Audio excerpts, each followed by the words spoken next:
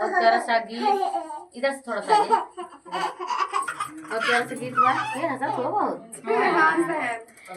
और दीदी हमारे देवरिया आई हैं, ये भी ना हम सब बहुत कष्ट का वीडियो बनाए देते हैं। और गीला भाई खड़ा कराए है देख ला। और भैया मेलू दीवानी है, हमारे चाचा हैं। आप लोग ऐसे अपन प्यार आशीर्वाद देते रहे हैं। और अभी जो हाल फिलहाल कल गाना लॉन्च हुआ है कि देवर बदल गए कितना जमाना, रंगीला भाई साथ में। और रंगीला भाई में बहुत भी डांस करे हैं। अब वो गीत सुनाए थे ना पहले हमारे बा हमें कहे थे का हो ठंडाई गए। हाँ भौजी ठंडाई गई कहते हैं का करबे जमाना के लोग ऐसे कुछ रहा कि देवरू बदल गइल केतना जमाना, देवरू बदल गइल केतना जमाना, हो जमाना हो जमाना हो जमाना, देवरू बदल गइल केतना जमाना। कि भौजी जब से चढ़ल बाटे फाया सनावाना, भौजी जब से चढ़ल बाटे फाया सनावाना, फाया सनावाना हो फाया सनावाना हो फाया सनावाना, भौजी जब से चढ़ल बाटे फाया सनावाना।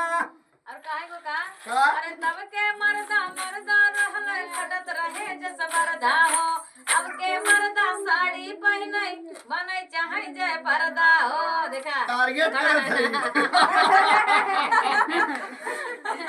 अरे तब के मर्दा रहले खटत रहे जस बरदा हो, अब के मर्दा साड़ी पहने बने चाहे जय पर्दा हो।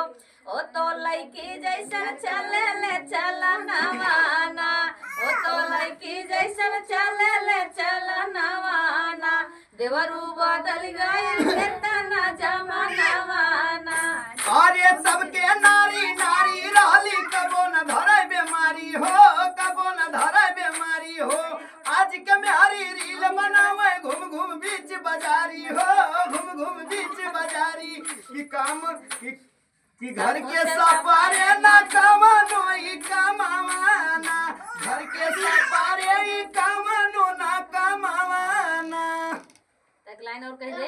हाँ एक लाइन कह दे लास्ट वाला, लड़का कैसे रहा लास्ट वाला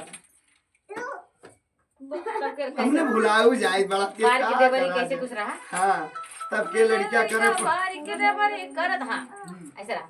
और तब के लड़का बारी के देवरी करत रहे पढ़ाई हो, अब के लड़का मांगे मोबाइल गईले पढ़ाई भुलाई हो।